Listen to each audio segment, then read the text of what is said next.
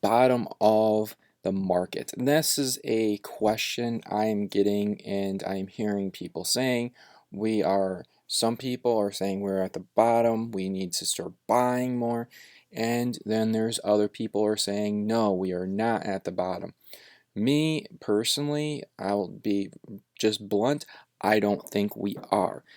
Now, Meet Kevin just came out with a video, and there was other people that came out with videos saying that they believe that the Fed is going to pivot, and or they're talking about, Meet Kevin was basically talking about how the Fed is overreacting.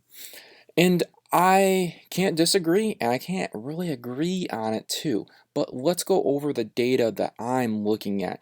And I have here that Kramer talking about, are we at the bottom? I had to point out, I'm not a big Jim Cramer fan. I like listening to him, but I don't really listen to his investments. He has stuff that his portfolio. Reality is he doesn't make money for the common retailer. Now, what we have is Meet Kevin has said, basically, if we look at the chart here, and he's talking about right over here, the retail or the CPI. The CPI has basically come out, and he is saying we are overshot ourselves onto the correction. Now, is this true? I think it could be. The products are what is not making a lot of money. It's not where it's very pricey. But let's look at what the Fed comes out on. The CPI, in all items, we are at a 8.2%. But we can see the food is 11.2. Now, where we are getting all this inflation coming from is the energy section. The energy section is where it's coming from. It's not making the items, it's not producing the items, it's not really having those that's inflating. What is, it's moving the products to areas. So moving products is costing so much money onto the consumers. So matter what we do, there could be a deflation, what Meet Kevin's saying, and I could agree with him on that. There could be a deflation on the products, but is moving the products is where it's putting the price tag up higher, and that we have to say, I think so, and I think we're not out of the bubble yet because of the consumer energy is going to be higher. And why I say that, right now we are seeing a 8.2%, but in the future I think this is going to go up higher. Even though you guys are thinking that, I think we're going to see higher inflation. And why? And I'll show you why. What we have to show is energy. Well, here, the gas price right now. Gas has gotten up over at a $5 gallon. Now gas has been lowering down, and now it's starting to go back up higher. If we compare the gas price, and that was the same month our CPI had risen super high. Taking the CPI, let's put it into the CPI. It's this chart is a little bit better.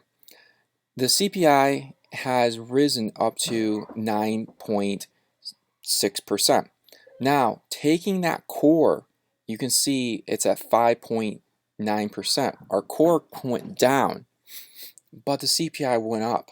Now it's going back up, or the CPI is going back down, and you can see the same thing. Gas was at its highest peak and then it started dropping. Now it's going back up. CPI is starting to slow down on going down. Why? Why is this? Energy is not over yet. we can see OPEC has cut 2 million barrels a day, 2 million barrels a day, bringing that to the market. That means the supply and demand onto the consumers is going to go up. We're going to see gas prices starting to go up. And this was during October. So we haven't seen the results of this yet. Pretty much the results are not even there. And the reason why? Well, the Fed has been pumping more oil. The Fed has pumped more oil out, and we're going to watch this video talking about how the Fed is pumping more oil. President Biden has unveiled his plan to release 15 million barrels of oil from the U.S. Strategic Reserve in response to OPEC Plus production cuts. Yahoo Finance's Rick Newman joins us now with the details. Hey, Rick. Hey, right. So Biden is now going to release more oil from the U.S. Strategic Reserve, another 15 million barrels. This is a continuation of a program that's been going on since May. And that was originally supposed to end in October, and it has now been extended into November and then into December. And I wonder why that might be. Oh, it could only be the midterm elections. Biden obviously wants to look like he's doing something continually to get gasoline prices down. There's another important element of this, though, that's new. It's getting less attention, but it might be more important. The Energy Department is going to do something new, and they're going to enter into contracts to buy oil from the private sector, from the market, at prices of around $70.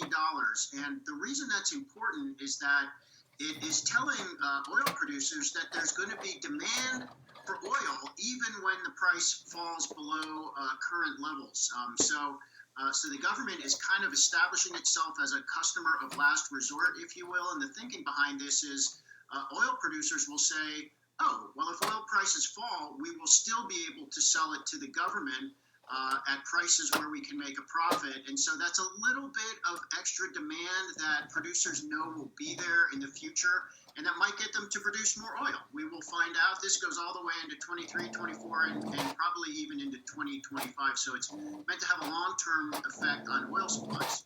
But that also continues the sort of thorny questions of climate change and the sort of push-pull that the Biden administration has done with the oil industry, right? If they're, saying on the one hand, everybody should be transitioning to renewables, on the other hand, we're going to be buying oil from you for a few years for $70. But I guess that also helps ease that transition for the oil companies. You're right, Julie, but I think one of the things that we should have clearly learned in 2022 is we need a better bridging strategy from fossil fuels to renewables, because we don't have nearly enough renewables to replace fossil fuels right now. And because energy markets are priced at the margins, you could have just a small... I have to pause it right here, and we have to go down in the bottom here. US now has just 25 days of diesel supply. Now, this is a huge thing, because what is mostly food and shipment have? And that's diesel. Diesels are semis, and you don't see semis using gas. Gas is not what they are using. Diesel is the majority of the fuel. Now, diesel has only 25 more days of supply. And this is going to raise our oil prices, or our CPI, up higher, because we have to say, coming back into it, energy is where it's at. Energy is going to be going up. And we have more information, like they're saying on the video. They're talking about this on the video, saying how that the Biden administration is going to be buying oil. Now, if you buy more oil, and they're making it sound like this is a great idea, this is an awesome idea. Well, this is a terrible idea, because, well, guess what? 2 million barrels a day is cut from OPEC.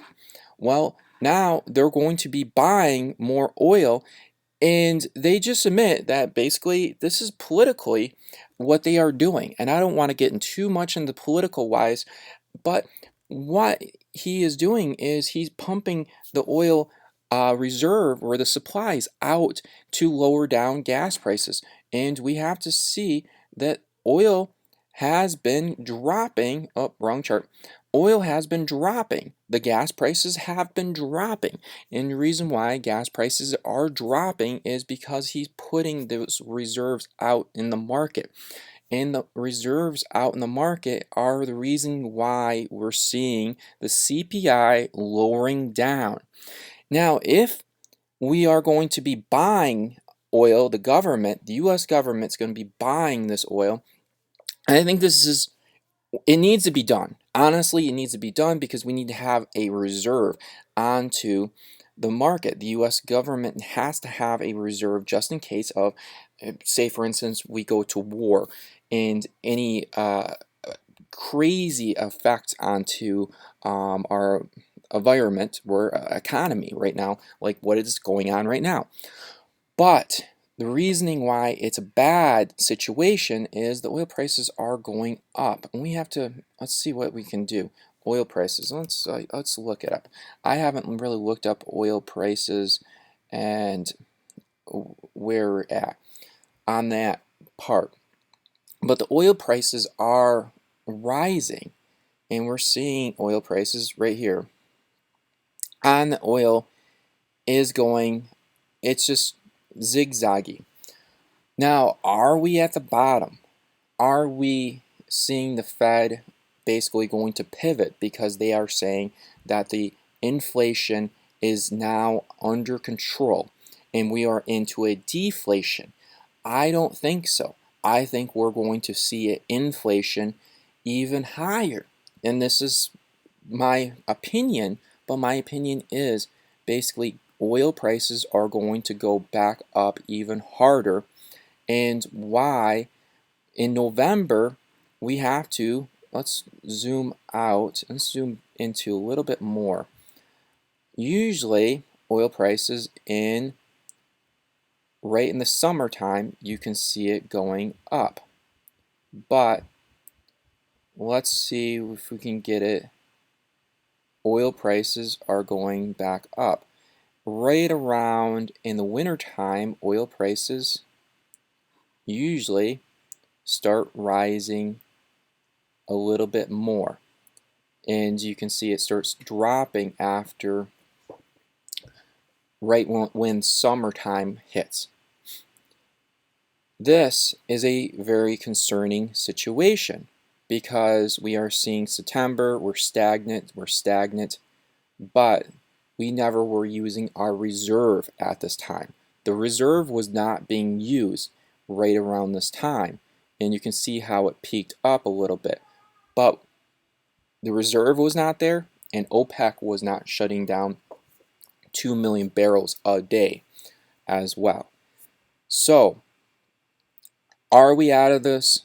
I don't think so, because you can see 25, I don't want to bring this up so many times, but 25 days left on supply.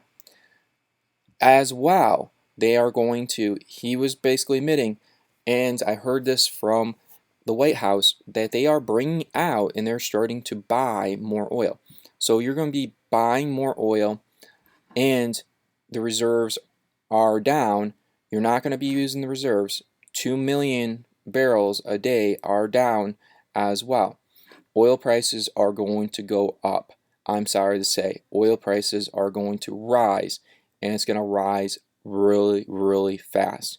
Soon as we are seeing the reserves gone and the reserves are starting to be filled up, we're going to see this gas price going to be back up to, let's put it back in here, gas prices. I thought I had the gas. Okay, let's do it back.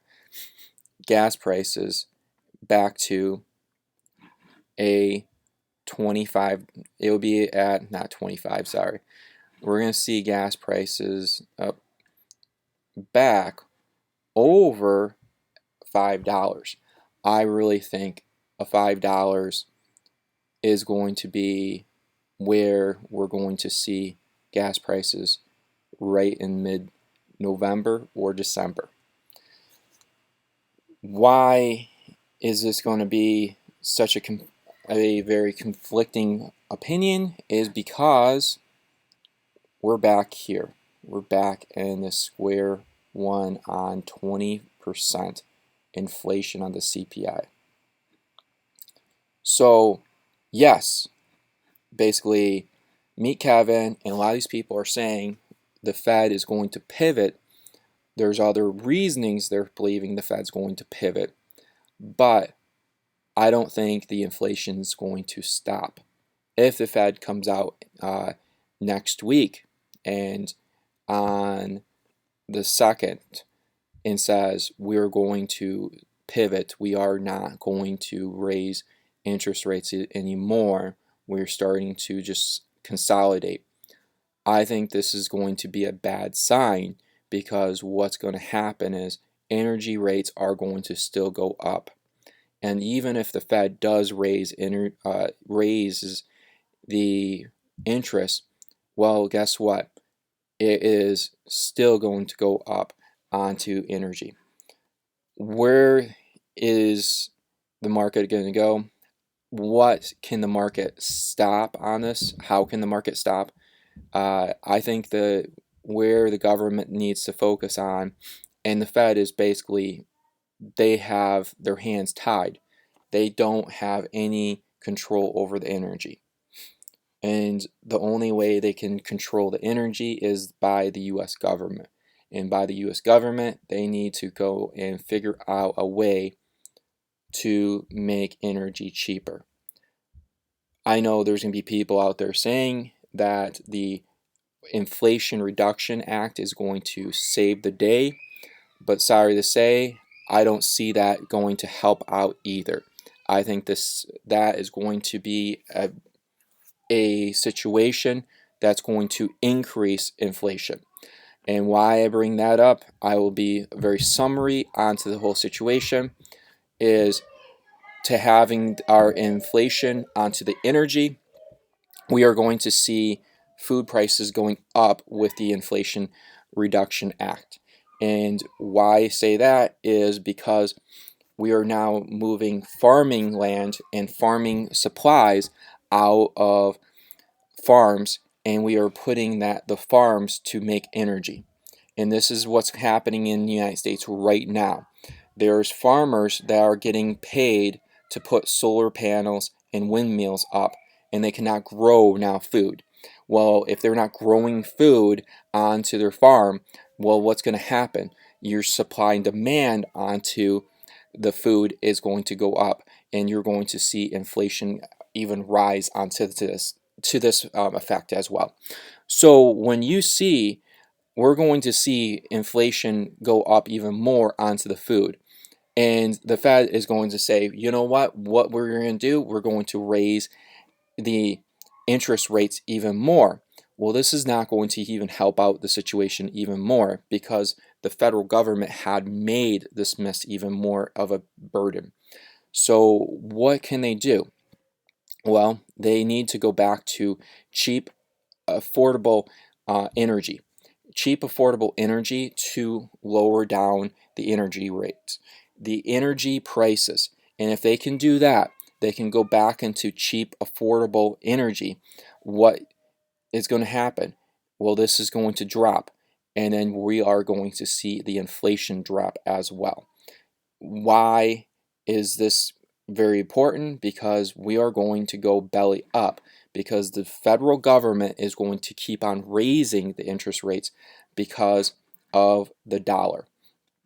Now, let's look at this. This is a long video, and I do apologize, but this is very, very interesting. We have to look at all the information, because what we are seeing is not a good scenario.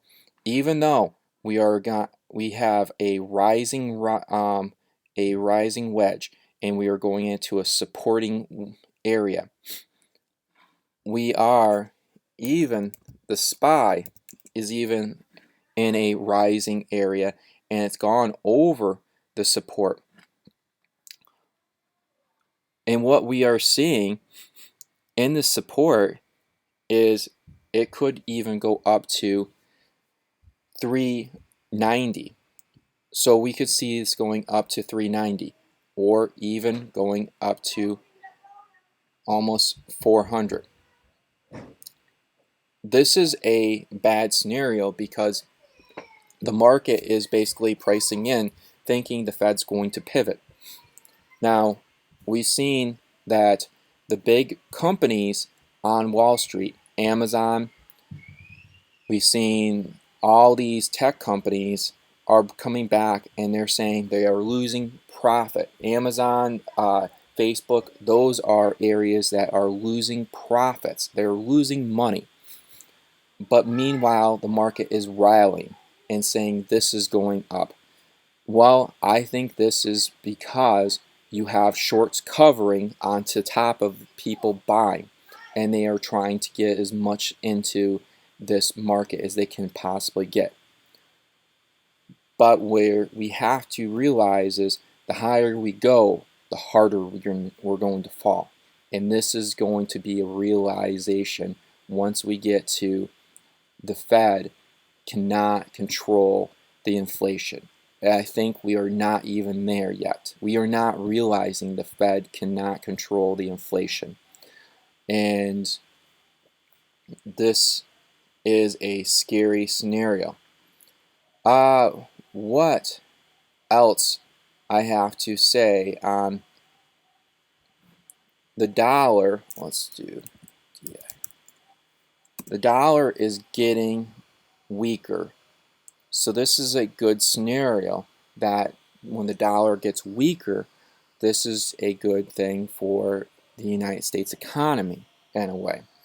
I know it's weird, but the dollar is getting weaker.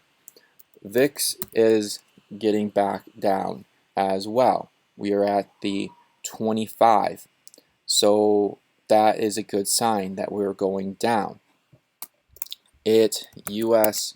Treasury bonds are going down as well. So we are seeing the U.S. Treasury bonds going down as well. That is a good scenario. We even have to bring up that we are seeing bonds starting to rise back up. Now, this is where it's getting confusing because the bonds should be rising back up when the stocks are starting to drop. Now, we are seeing the direct opposite. The bonds are rising back up because the stocks are rising back up. And this is a scary thing. Are we at an area where it's a reverse? It's a bullish index. Let's see if I can get. That is where I am a little bit concerned on. We're seeing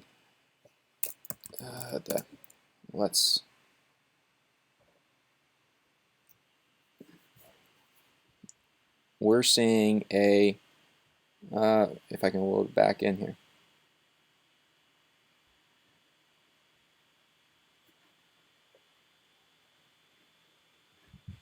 Let's look at the volume.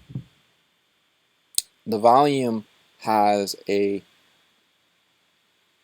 lot of momentum, but the money flow, we are still in a bullish area.